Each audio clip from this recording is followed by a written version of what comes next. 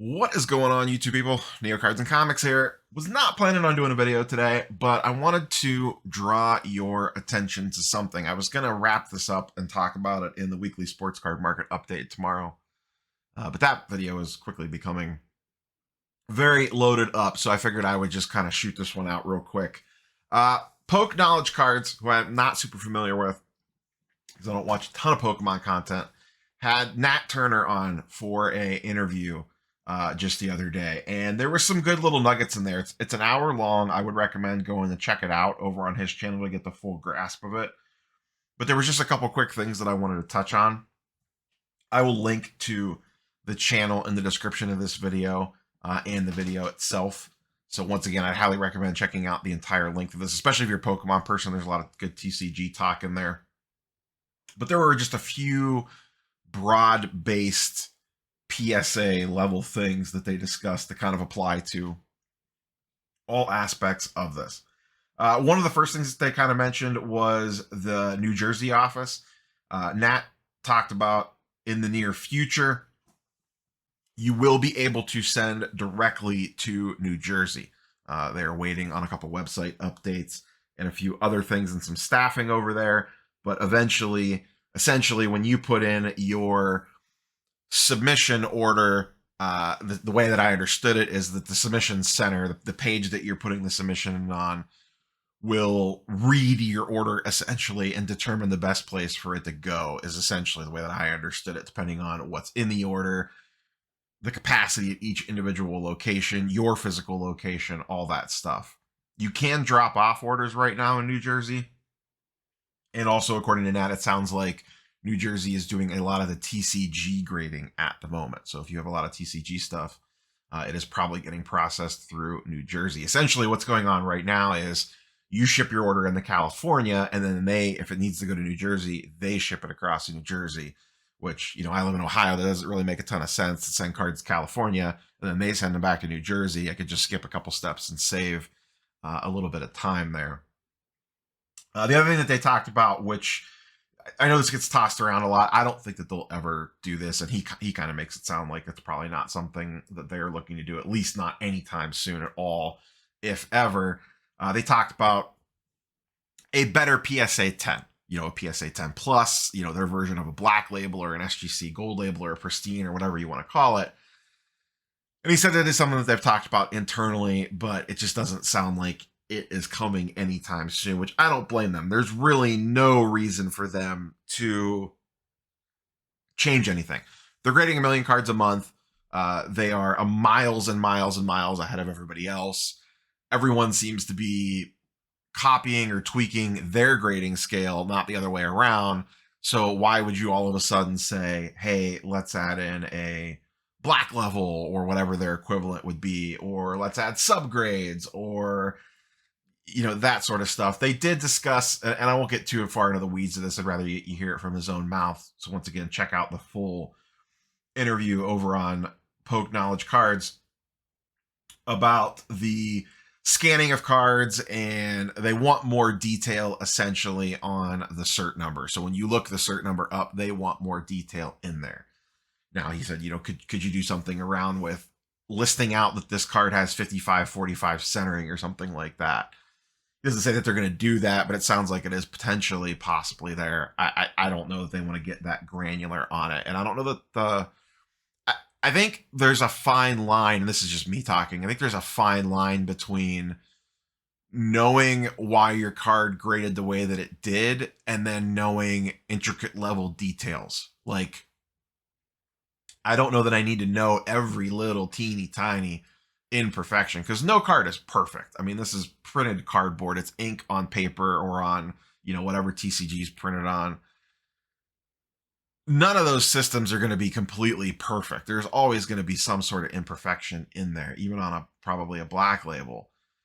I just don't know that we need that intricate level of detail on something where it's breaking things down by, you know, the pixel or the individual, you know, 49-51 centering on this card or something like that.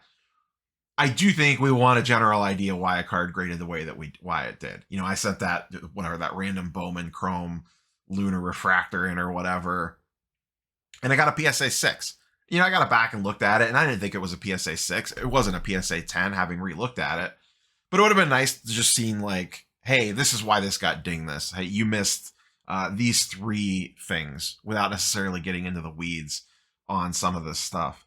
And I get that that's maybe unrealistic on a $20 value card order, but it would be nice to see that on higher end stuff. If someone submits a Fleer 86 Jordan and they think it looks absolutely pristine, maybe it was a BGS 9.5 Gem Plus crack out or something, and they send it in and it comes back a PSA 7.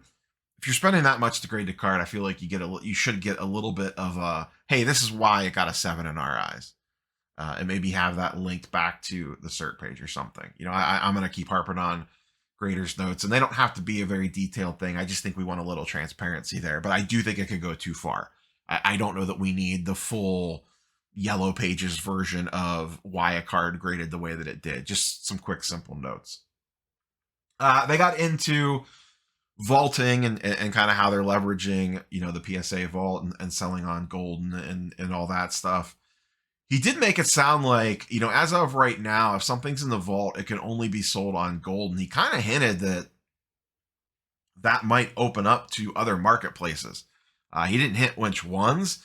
I don't know what that would look like. Would they? I can't imagine they would tie in with like a PWCC. That's a direct competitor. Maybe an eBay. I don't know. He just made it sound like that there would be potentially the ability to list on other marketplaces. If ComC and PSA just had their announcement the other day, but let's be honest, if you could direct submit to PSA and have it go to their vault and then list on Golden and eBay simultaneously, that would be a pretty big win. I don't know if eBay and Golden would want to do that. PSA or Collectors owns Golden, so they'll do whatever Collector says. I don't know if eBay would want to do that. And in their mind, it probably actually makes some sense. What do we care if they vault with them or us? We're getting the 10, 13, 15% when the card sells anyway. So who cares? And they already partner with ComC. eBay does. You can list from ComC on eBay, so it's not like it's that far out of bounds. But that would be pretty interesting to see. If you could, from the PSA vault, if you could list the Golden and eBay, that would really open that up. Because I'm still not sure how many eyeballs are exactly on the Golden Vault. I know some people do quite well with that. But the other thing that I would like to see there personally, and part of the reason why I haven't messed with this yet, is I've heard some weird stories. And if you have any experiences with this, feel free to fire them in the comments down below. With the transitional period from when your cards grade to when they show up in the vault is kind of this weird black hole void of what has happened and where have my cards gone and like what kind of status, where are they at in the pizza tracker to get in the vault. I've heard that's gotten a little better, but there is some vagueness there that I wasn't real thrilled with. So I just kind of took a pass on it and had that order shipped back to me. And, this still could be a case where if they blew this thing out, they're still going to be the right tool for the job. It's going to make sense to send some orders in yourself. It's going to make some sense to probably send orders in with group submitters if you can't meet a minimum or something like that, or via ComC. There's always going to be options, and that's really the best thing for us because it allows us to pick and choose which thing works the best.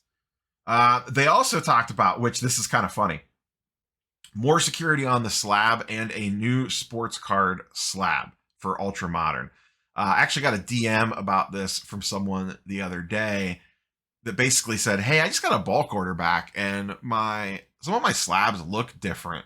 So PSA has made some small tweaks to their sports card slab. I haven't gotten an order back in about a month, so mine are still the old version of the slab. But he did say it is a little bit thicker, a little bit sturdier, and has more security in it. Now, he did not get into, he kind of flirted around what the security changes were. But essentially, it's some stuff that only PSA can see under certain lighting conditions and things like that. He made it sound like it would also be a little bit harder to crack them out. So that'll be a little bit interesting if people are trying to crack stuff out. It is a better plastic. The person that sent me the DM said they thought they looked a little bit clearer and felt better in hand. So if you got recent PSA cards back, go hold them in hand and compare them to one of the older slabs out there. Like I said, they hit on a wide range of topics. I thought the big takeaways were the New Jersey thing, the no PSA 10 plus grade, and then the new slabs. I don't think that kind of flew under the radar. They didn't really announce that like I said, it was funny. I got DMs about that this week, and then they talked about it on here. So that's nice to see, always improving the security on stuff from them. And like I said, there was a bunch of other topics that they hit on, and I don't want to give the whole thing away. I do want to encourage you once again to go check out the source material on this one. I just wanted to touch on a couple quick high level things that I thought would be interesting for the sports card people out there. So finish this one up. Go watch Poke Knowledge's full interview with Nat Turner of PSA Cards, and we will catch you boys and girls tomorrow for the weekly sports card market update, a news heavy edition. I can already tell you right now. See you tomorrow. Peace.